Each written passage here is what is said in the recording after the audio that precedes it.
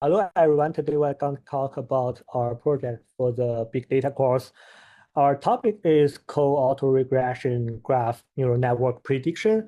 I'm Mingyu with my teammate Dong. We are doing this project because we want to fix some challenges. The first one is how to manage and updating the large-scale data in the traditional way. We always use some manual data merging, which is tend to make some errors and lack scalabilities.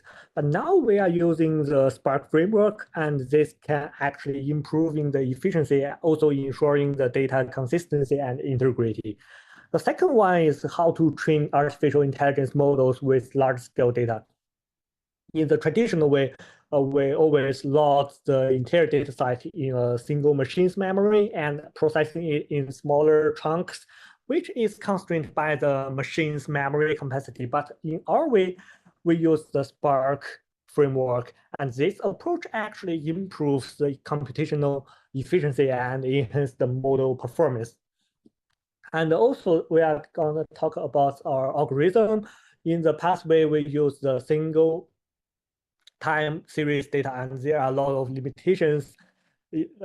For example, they either fail to capture the comprehensive market information and leading to some suboptimal prediction. But now we are using the panel data, and this can actually enhancing the forecasting performance and reach the real optimal predictions. And in summary, our data actually demonstrate a robust and scalable approach to improving the artificial intelligence-driven predictions in complex scenarios. And now we are still facing some challenges, just like the limited computational parallelism. Because in the previous project, we already deal with the data parallelism, but now we still need to train process remain the training process still remain some constriction, and because due to the single machine, single CPU, and we call it like lack of computational parallelism.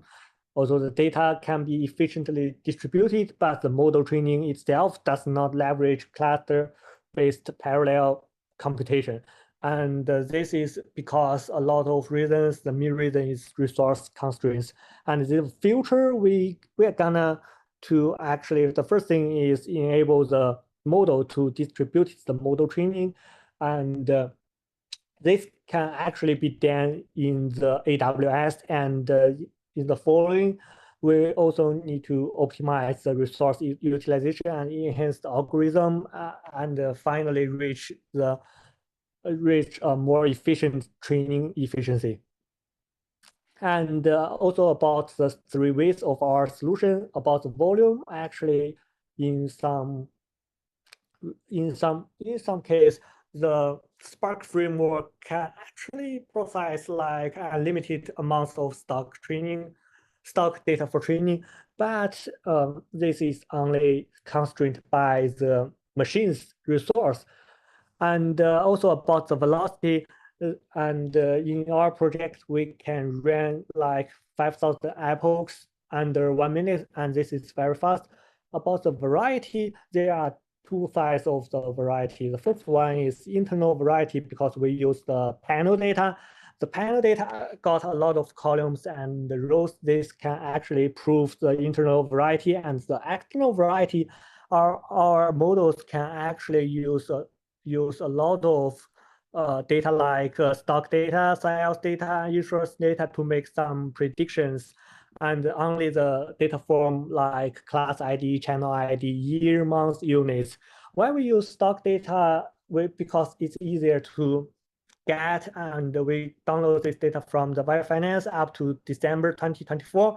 And this can also show our model's capability in processing diverse large-scale series data. So here's our technology overview.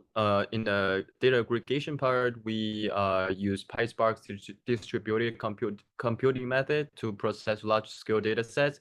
And by using Data-Free and RDD, we perform data cleaning, merging, and validations.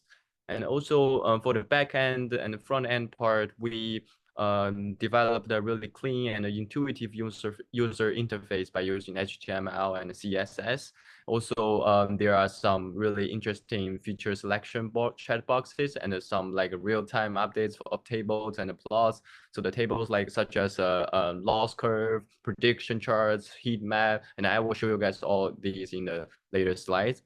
And for the figure rendering part, we embedded SVG formatted images into the web page for high quality display. And also the algorithm that we use is the deep learning model by leveraging graph attention network to model graph structured data, and by using multi-head attention mechanism to capture complex relationships between each stock IDs. And the optimizer that we use is XGD with Momentum 09. So here's our system overview. So basically, firstly, we capture the data from Y Finance, and then we put the data into the Spark data frame to do some data cleaning, data preparation part, and also we put it into our our model, and then to start train our optimizer. And then eventually it will print out some charts like prediction charts, like I mentioned before, all those charts into a user interface. So here's the PySpark part. So it's basically show you guys how we capture the data, how we do the data cleaning, data preparation part. And this part is really important. Is for our websites and the figures that show in the website. So the left figure is the loss curve. It shows us the change in loss values for the training and the testing data sets across the different training steps. And also, but here's the thing. So once the value goes down to 0, so which means this time the training works perfectly. But we cannot guarantee every time the loss will be the value will be towards to 0. And the middle figure is a correlation matrix, which can show you guys the correlation between different stocks using a heat map. And also you can clearly see one means the color yellow means 1, which means these two stocks are strongly connected. And also the red figure is the class graph, which is another version of a heat map. So basically it gives a user a more direct way to see the connections between each stock ID. And here's our filter and the table. So like I mentioned before, we got a selection chat box. So so in the middle part, and then the chart, the above chart means that the solid line means the real value, and the dashed line means the prediction value that we are predicting. So so in this case, I just select some of the stock ID because I'm in the real market. I'm not assuming you guys will select all of it because that doesn't make any sense, and also it will mess the graph. So and also in the below table, so there are some values. So the value with parentheses is the prediction value. It is changing over the time once the model starts. And also the value above it is the real value. So which means you can, which means it allows user to compare the real value with the prediction values over the time, so they can do some kind of comparison. So here's the video demonstration. So basically, here's how we capture the data from Y Finance, and then we save it to a CSV file right here, and then here's our capture the data, and then we try to run the code. Yeah. Yeah, it start running. And then once the join table hits to 100, which means our preparation is done, and it can start run. Yeah, it's running. Yeah. And then here's our website. So you can clearly see those graphs, and then all those graphs are changing over the time. And then it's quite interesting. And our project is not only for stock market.